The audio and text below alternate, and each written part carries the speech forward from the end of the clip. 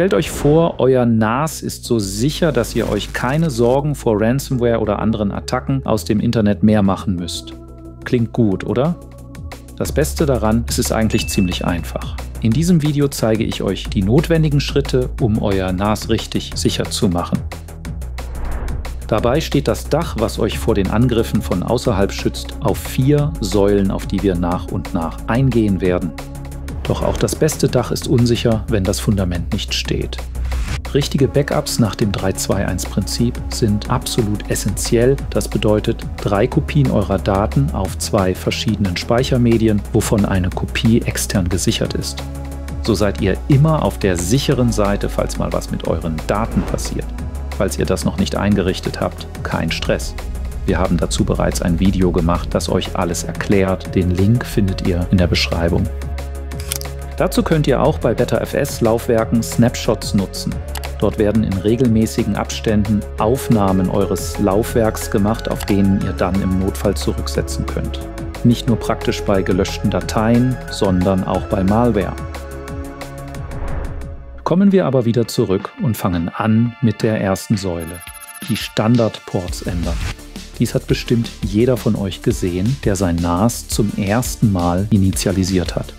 Die einfachste, aber auch effektivste Möglichkeit, sich zu schützen, ist erst einmal alle seine Standardports zu ändern.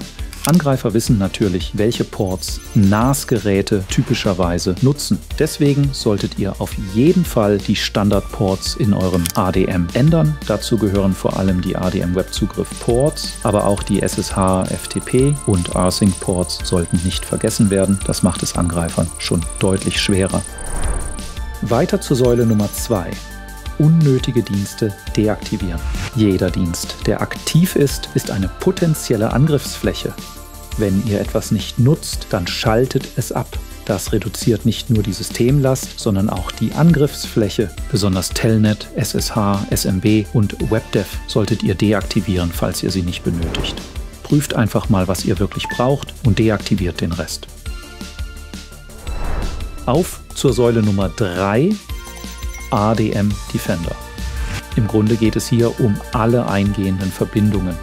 Eine Möglichkeit ist, dass alle Verbindungen geblockt werden und dann nur gezielt freigegeben werden, was gebraucht wird. Die nächste Möglichkeit ist, im Network Defender die IPs auf eine White- oder Blacklist zu setzen. Eine weitere Möglichkeit ist die Auto-Blacklist, bei der alle IPs, die sich zu oft vergeblich versuchen anzumelden, geblockt werden. Oder ihr nutzt die Graylist.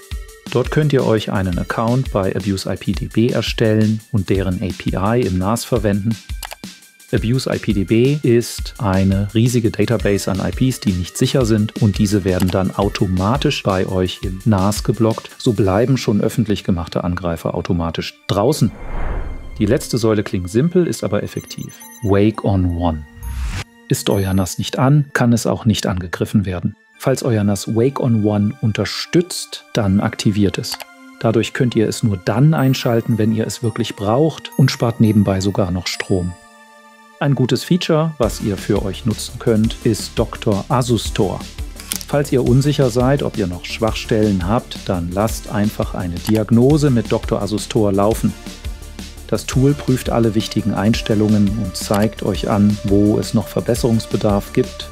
Ihr bekommt eine einfache Übersicht und könnt eure Sicherheitslücken direkt schließen. Habt ihr alles befolgt, seid ihr, was eure Daten angeht, auf der sicheren Seite. Natürlich gibt es keine 100%ige Sicherheit, aber mit diesen Schritten macht ihr es Angreifern extrem schwer, und mit einer vernünftigen Backup-Struktur braucht ihr euch auch keine Sorgen um eure Daten zu machen. Welche Sicherheitsmaßnahmen habt ihr schon umgesetzt? Schreibt es in die Kommentare.